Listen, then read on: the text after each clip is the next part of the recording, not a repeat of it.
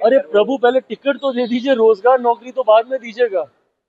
जो टिकट नहीं दे पा रहे हैं, जो प्रत्याशियों का चयन नहीं कर पा रहे हैं, जो गठबंधन को सवार ही नहीं पा रहे हैं, गठबंधन की रूपरेखा तय ही नहीं कर पा रहे हैं, वो बात करेंगे कि हम बिहार में विकास देंगे, रोजगार देंगे। कैसे दीजिएगा भैया, जब आपकी सोच ही इतनी कंफ्यूज है, जब आपके गठबंधन में ही इतना विवाद है।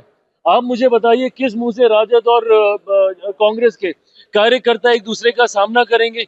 एक सीट पे एक दूसरे के आमने सामने लड़ रहे हैं और दूसरी सीट पे जाके साथ मिलकर प्रचार करेंगे। ऐसा कहीं होता है क्या? और ऊपर मान लीजिए एक दिन, 2 दिन के बाद या कुछ घंटों के बाद ऊपर नेता अगर आपस में मिल भी गए, तो क्या जमीन पे जो कार्यकर्ता आपके लिए लड़ता है वो मिल पाएगा क्या? एक दिन पहले किसी दूसरे के नामांकन की तैयारी कर रहा है, एक दिन के बाद किसी दूसरे का नामांकन करेगा। तो नीचे जो खटास पैदा होती है गठबंधन में, ये यकीनन, और वैसे भी जनता भी महागठबंधन पे विश्वास नहीं करती। क्यों? क्योंकि ये लोग एक दूसरे पे खुदे विश्वास नहीं करते। तो इसमें कोई विवाद पैदा नहीं हुआ है। केंद्रीय गृह मंत्री आदरणीय अमित शाह जी ने एक सामान्य प्रक्रिया का जिक्र किया है, and this is how CM का अगर चुनाव होता है, उसकी यही प्रक्रिया होती है, इसी तरीके से चुना जाता है। सीएम हो, प्रधानमंत्री हो, विधायक दल के जितने विधायक आपके जीत कर आते हैं, वो अपना नेता चुनते हैं। तो इसमें कौन सी नई बात गृह मंत्री जी के द्वारा कही गई?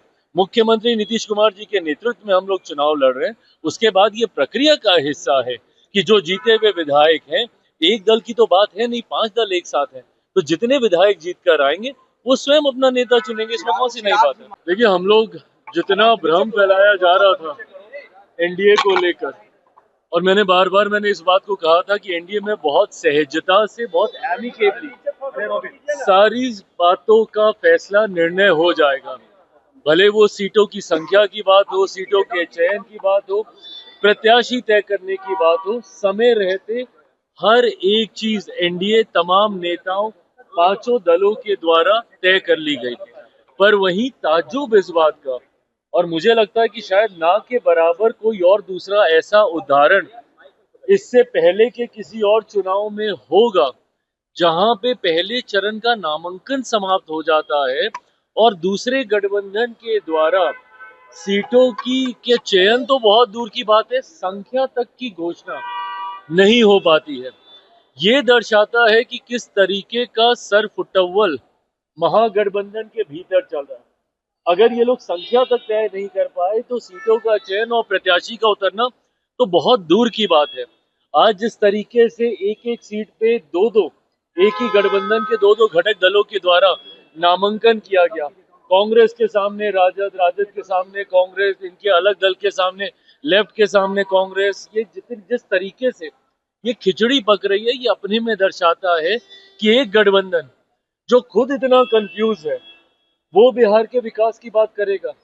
जो अपने गठबंधन को नहीं संभाल पा रहे, जो गठबंधन में तालमेल तय नहीं कर पा रहे, वो हमारे प्रदेश को संवारने की बात करते हैं। और वहीं दूसरी तरफ हम लोगों ने तो प्रचार भी शुरू कर दिया। हमारे गठबंधन के कई प्रत्याशियों का नामांकन, जितने पहले चरण के थे उन सबका नामांकन हो गया।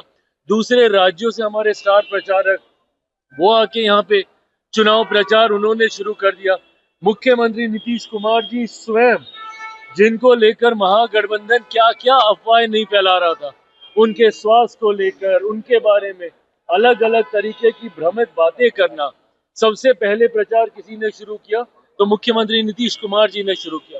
केंद्रीय गृह मंत्री आदरणीय अमित शाह जी स्वयं पिछले 3 दिनों से न सिर्फ चुनावी सभाएं कर रहे हैं, बल्कि प्रचार प्रसार की क्या रूपरेखा होगी उसको भी तय करने का कार्य कर रहे हैं।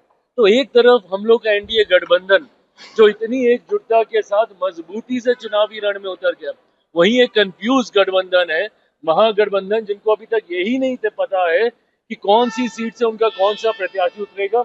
इसीलिए विश्वास के साथ मैं कहता हूं कि एक ऐतिहासिक जीत की ओर एनडीए गठबंधन अग्रसर हो रहा है, बड़ी जीत के साथ। 14 नवंबर को हम लोग सरकार बनाएंगे।